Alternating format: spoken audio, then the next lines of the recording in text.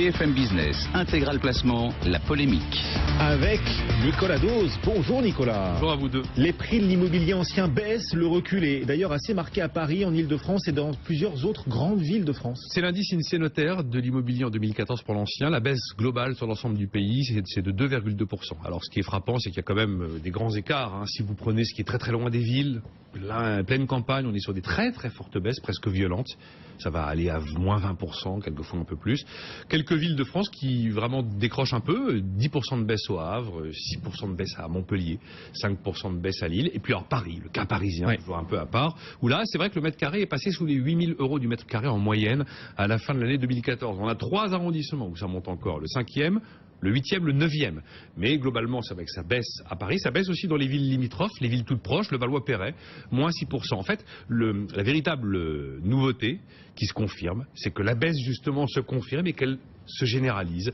Donc des aspects qui ont commencé à s'installer au dernier trimestre de 2014 qui véritablement sont en train de s'ancrer. Et cette baisse des prix de l'immobilier ancien de 2014 va-t-elle se prolonger cette année? Les notaires nous disent oui. Ils nous disent on va avoir encore 3,5% de baisse dans Paris intramuros, même 5% si vous prenez Paris et sa région Île-de-France.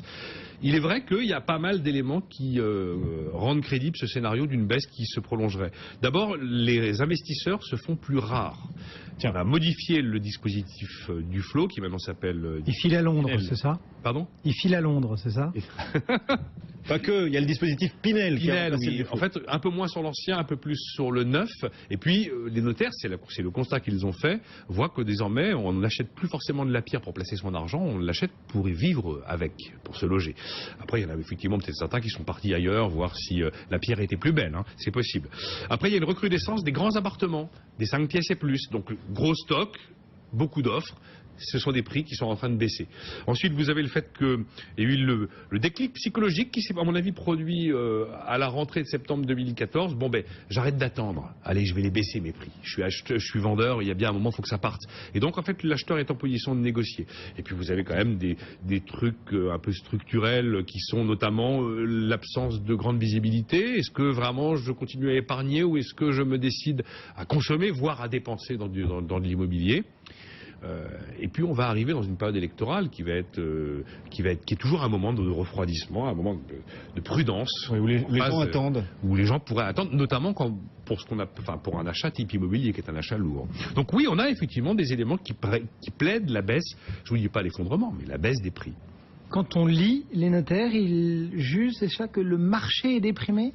Alors, je dirais pas déprimé, je dirais qu'on est en train d'atterrir. En fait, il y a une bulle et elle n'explose pas comme beaucoup l'ont redouté, elle est en train de se dégonfler. Une bulle peut aussi se dégonfler, c'est d'ailleurs le meilleur scénario.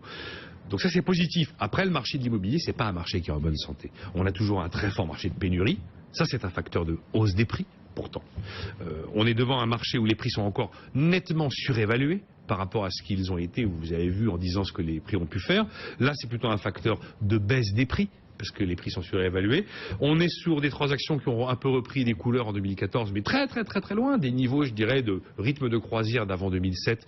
Donc c'est quand même pas un signe de très bonne santé du marché. Et puis on a toujours plusieurs milliards par an d'aide à la pierre, de primes à la pierre.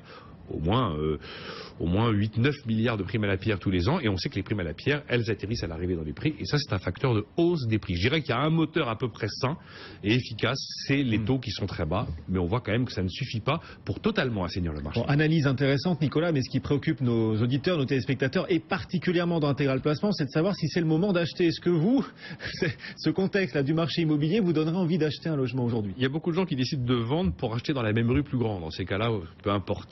Ce sera toujours, vous vendrez au prix du marché, vous rachèterez au prix du marché. Si on est investisseur ou si on a le temps, dans l'immédiat, au moment où l'on parle, il y a quand même toutes les raisons d'attendre un petit peu. Première raison fondamentale, les prix sont surévalués. Et deuxième raison, c'est qu'on est quand même dans une période de désinflation, voire de déflation. Et dans l'histoire, on n'a jamais vu les prix de l'immobilier monter en période de déflation. En plus, les taux immobiliers sont pas prêts de repartir à la hausse, voilà. Donc on a le temps. Justement, le juge de paix seront les taux. Donc ça veut dire que à la question est-ce le moment d'acheter, moi je me dis j'ai le temps, ne me précipitons pas. Ce que j'achète aujourd'hui 7009 à Paris, peut-être que ce sera à 7007. Je ne vous dis pas que ça va être 3000 € dans 2 ans. Mais j'attendrai le juge de paix qui sont les taux. Et celle qui tient le marteau du juge de paix, c'est Madame Yellen. Le jour où Janet Yellen laisse entendre que vraiment elle va remonter les taux courts aux États-Unis, on sait qu'on aura une contagion de remontée des taux en Europe qui suivra assez vite derrière, et qu'à partir de ce moment-là, si on a une remontée des taux qui se dessine petit à petit, ce sera la fin du crédit très bon marché. Et c'est à ce moment-là où là, effectivement, il faudra se dire c'est le moment d'acheter.